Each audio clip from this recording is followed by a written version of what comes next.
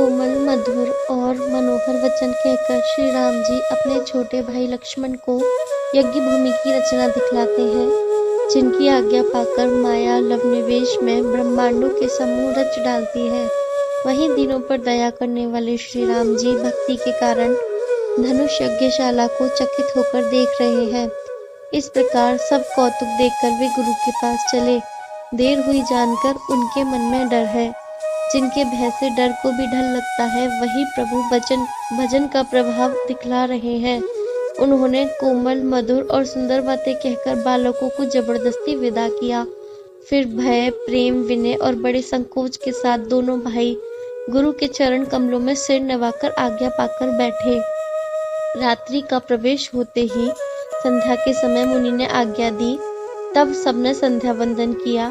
फिर प्राचीन कथाएं तथा इतिहास कहते कहते सुंदर रात्रि दोपहर बीत गई।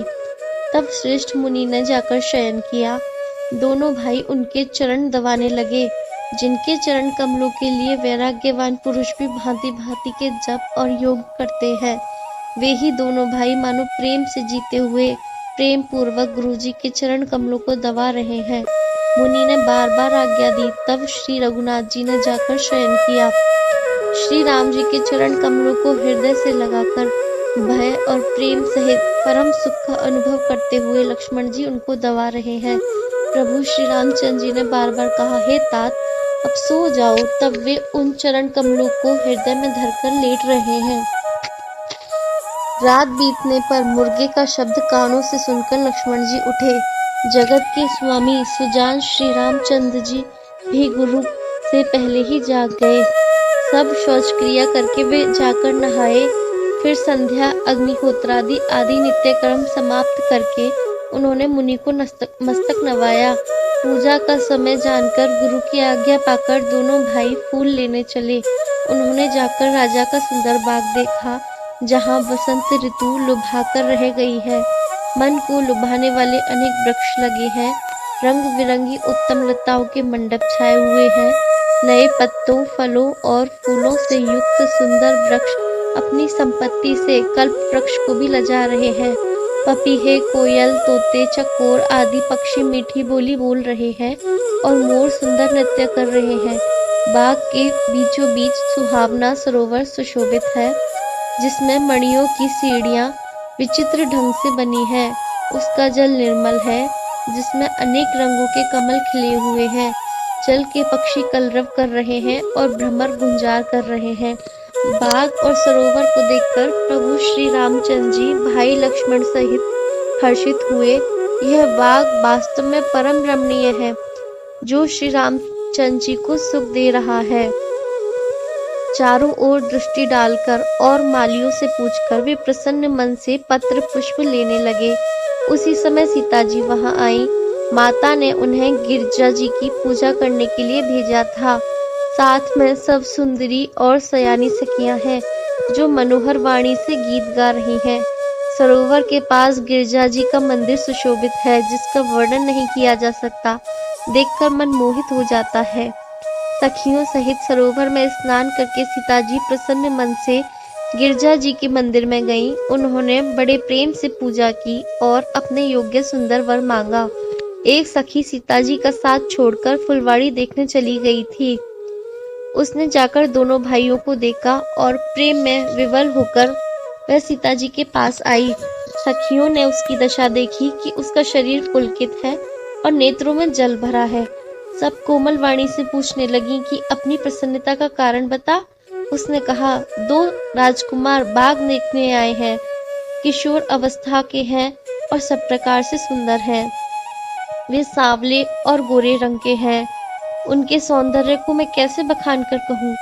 वाणी बिना नेत्र की है और नेत्रों के वाणी नहीं है।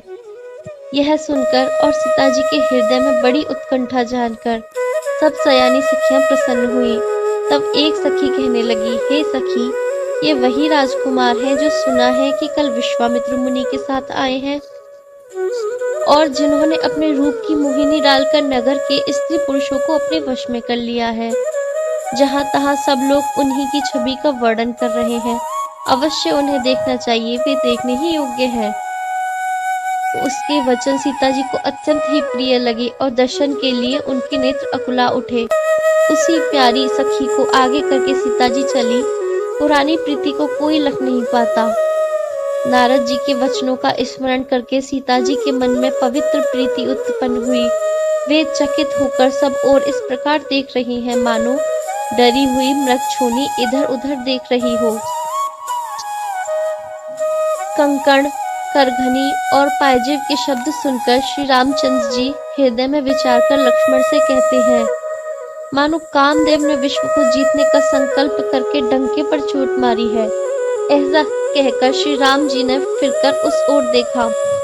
श्री सीता जी के मुख रूपी चंद्रमा के लिए उनके नेत्र चकोर बन गए, सुंदर नेत्र स्थिर हो गए, मानो निमि ने सबकी पलकों में निवास माना गया है। लड़की दामाद के मिलन प्रसंग को देखना उचित नहीं, इस भाव से सकचाकर पलकें छोड़ दी, पलकों में रहना छोड़ दिया, जिससे पलकों का गिरना रुक गया। सीता जी की शोभा देखकर श्री राम जी ने बड़ा सुख पाया। हृदय में वे उसकी सराहना करते हैं, किंतु मुख से वचन नहीं निकलते। वह शोभा ऐसी अनुपम है मानो ब्रह्मा ने अपनी सारी निपुणता को मूर्तिमान कर संसार को प्रकट करके दिखा दिया हो। वह सीता जी की शोभा सुंदरता को भी सुंदर करने वाली है। वह ऐसी मालूम होती है मानो सुंदरता रूपी घर में दीपक की लौ जल रही हो। अब तक सुंदरता रूपी भवन में अंधेरा था, अब भवन मानो सीता जी की सुंदरता रूपी दीप शिखा को पाकर जगमगा उठा है, पहले से भी अधिक सुंदर हो गया है।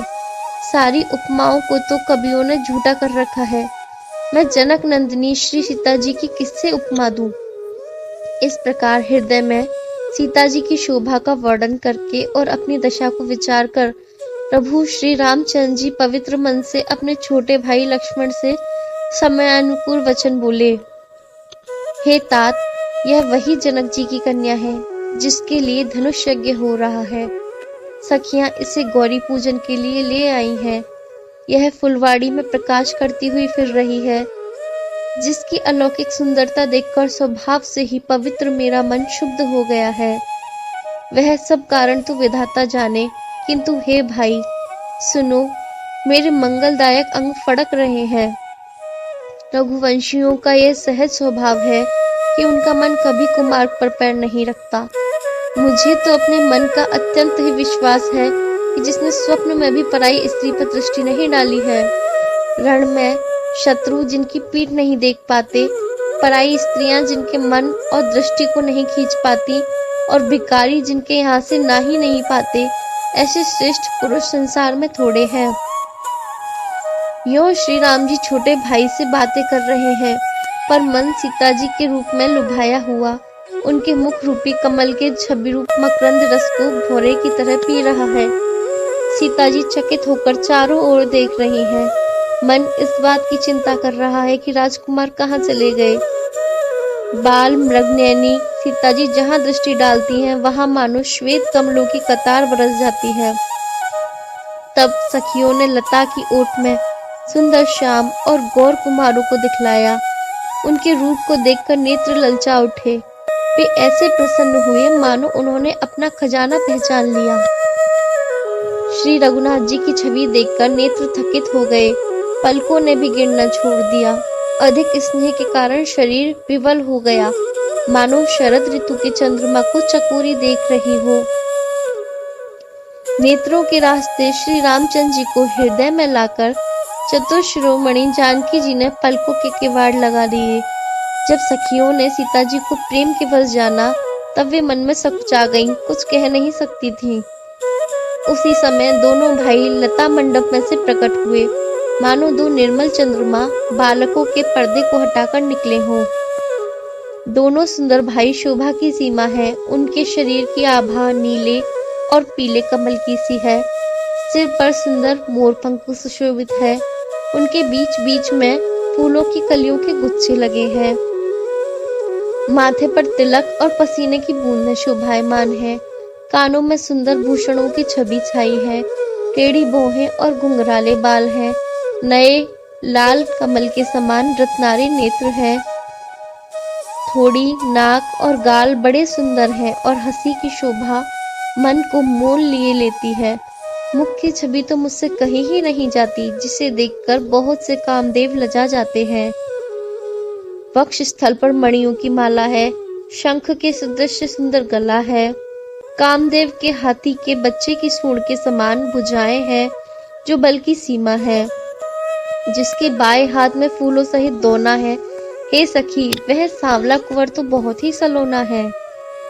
सिंह की सी कमर वाले पीतांबर धारण किए हुए, शोभा और शील के भंडार, रघुकुल के भूषण श्री रामचंद्र जी को देखकर सखियां अपने आप को भूल गईं। एक चतुर सखी धीरज धरकर हाथ पकड़कर सीता जी से बोली, गिरजा जी का ध्यान फिर कर लेना, इस समय राजकुमार को क्यों नहीं देख लेती। तब सीता जी ने सकुचाकर नेत्र खोले और रघुकुल के दोनों सिंहों को अपने सामने देखा। नख से शिखा तक श्री रामचंद्र जी की शोभा देखकर और फिर पिता का प्रण याद करके उनका मन बहुत शुद्ध हो गया। जब सखियों ने सीता जी को परवश देखा, तब सब भयभीत होकर कहने लगी, बड़ी देर हो गई, अब चलना चाहिए, कल इसी समय फिर आएंगी। ऐसा कहकर एक सखी मन में हंसी।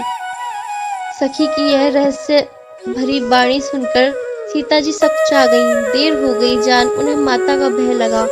बहुत धीरज धरकर वे श्री रामचंद्र जी को हृदय में ले आईं और उनका ध्यान करते हुए अपने को पिता के अधीन जानकर लौट चली।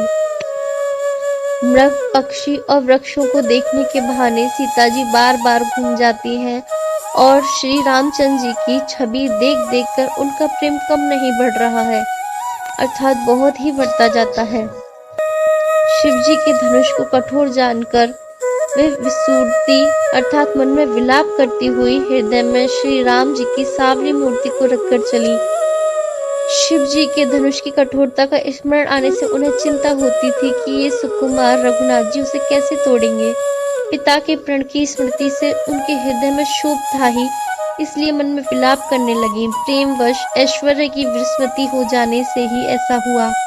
फिर भगवान के बल का स्मरण आते ही वे हर्षित हो गईं और सांवली छवि को हृदय में धारण करके चली।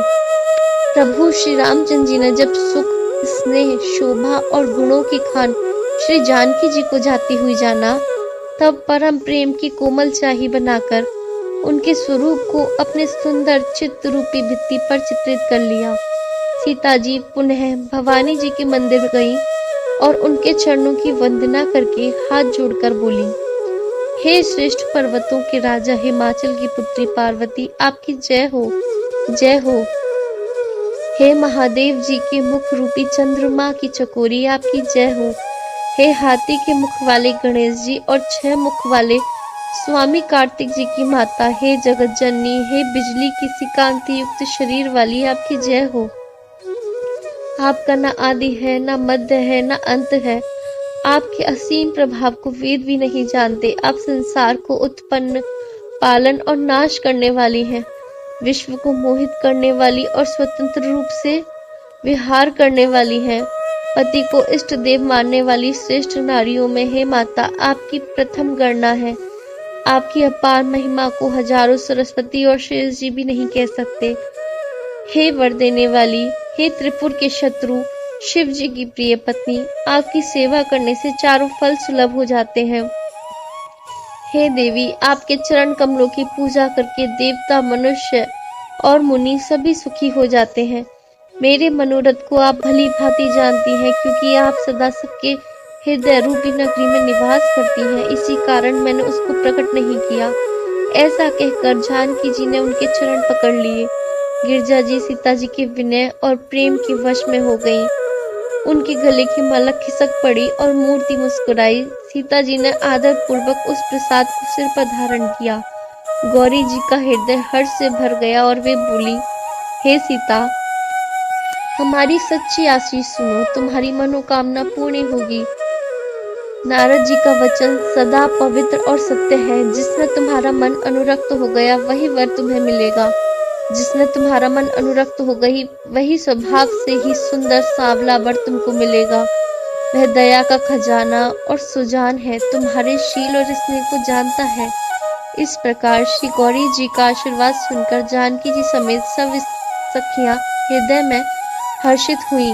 तुलसीदास जी कहते हैं, भवानी जी को बार बार पूजकर सीता जी प्रसन्न मन से राजमहल को लौट चली। गौरी जी को अनुकूल जानकर सीता जी के हृदय में जो हर्ष हुआ वह कहा नहीं जा सकता। सुंदर मंगलों के मूल उनके बाएं अंक फड़कने लगे। हृदय में सीता जी के सौंदर्य की सराहना करते हुए दोनों भाई गुरु जी के पास आए। श्री रामचंद्र जी ने विश्वामित्र जी से सब कुछ कह दिया, क्योंकि उनका सरल स्वभाव है, छल तो उसे छूता भी नहीं है। फूल पाकर मुनि ने पूजा की, फिर दोनों भाइयों को आशीर्वाद दिया कि तुम्हारी मनोरथ सफल हो। यह सुनकर श्री राम लक्ष्मण सुखी हुए। श्रेष्ठ विज्ञानी मुनि विश्वामित्र जी भोजन करके कुछ प्राचीन कथाएं कहने लगे। इतने में दिन बीत गया और गुरु की आज्ञा पाकर दोनों भाई संध्या करने चले। उधर पूर्व दिशा में सुंदर चंद्रमा उदय हुआ। श्री रामचंद्र जी ने उसे सीता के मुख के समान सुंदर सुख पाया। फिर मन में विचार किया कि यह चंद्रमा सीता जी के मुख के समान नहीं है। खारे समुद्र में तो इसका जन्म, फिर विष इसका भाई। दिन में यह मलिन रहता है और कलंकी है। बेचारा गरीब चंद्रमा सीता जी के मुख की बराबरी कैसे पा सकता है। फिर ये घटता बढ़ता है और विरहिणी स्त्रियों को दुख देने वाला है। राहु अपनी संधि में पाकर इसे ग्रस लेता है। चकवे को शोक देने वाला और कमल का वैरी है। हे चंद्रमा, तुझमें बहुत से अवगुण हैं जो सीता जी में नहीं है। अतः जानकी जी के मुख की तुझे उपमा देने में बड़ा अनुचित कर्म करने का दोष लगेगा। इस प्रकार चंद्रमा के बहाने सीता जी के मुख की छवि का वर्णन करके बड़ी रात हो गई। जानवी गुरु जी के पास चले। मुनि के चरण कमलों में प्रणाम करके आज्ञा पाकर उन्होंने विश्राम किया। रात बीतने पर श्री रघुनाथ जी जागे और भाई को देखकर ऐसा कहने लगे, हे तात, देखो कमल, चक्रवाक और समस्त संसार को सुख देने वाला अरुणोदय हुआ है। लक्ष्मण जी दोनों हाथ जोड़कर प्रभु के प्रभाव को सूचित करने वाली कोमल वाणी बोले।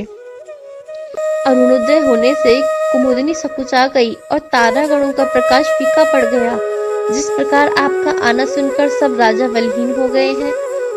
सब राजा रूपी तारे उजाला करते हैं, पर वे धनुष रूपी महान अंधकार को हटा नहीं सकते। रात्रि का अंत होने से जैसे कमल, चकवे, भौरे और नाना प्रकार के पक्षी हर्षित हो रहे हैं, वैसे ही हे प्रभु, आपके सब भक्त धनुष टूटने पर सुखी होंगे। सूर्य उदय हुआ, बिना ही परिश्रम अंधकार नष्ट हो गया। तारे छिप गए, संसार में तेज का प्रकाश हो गया। हे रघुनाथ जी, सूर्य ने अपने उदय के बहाने सब राजाओं को प्रभु का प्रताप दिखलाया है। आपकी भुजाओं के बल की महिमा को उद्घाटित करने के लिए ही धनुष तोड़ने की यह पद्धति प्रकट हुई है। भाई के वचन सुनकर प्रभु मुस्कुराए। फिर स्वभाव से ही पवित्र श्री राम जी ने शौच से निवृत्त होकर स्नान किया और नित्य कर्म करके वे गुरु जी के पास आए। आकर उन्होंने गुरु जी के सुंदर चरण कमलों में सिर नवाया। तब जनक जी ने शतानंद जी को बुलाया और उन्हें तुरंत ही विश्वामित्र मुनि के पास भेजा। उन्होंने आकर जनक जी की विनती सुनाई। विश्वामित्र जी ने हर्षित होकर दोनों भाइयों को बुलाया। शतानंद जी के चरणों की वंदना करके प्रभु श्री रामचंद्र जी गुरु जी के पास जा बैठे। तब मुनि ने कहा, हे तात, चलो, जनक जी ने बुला भेजा है। मास परायण 8वां विश्राम, नवा परायण 2रा विश्राम।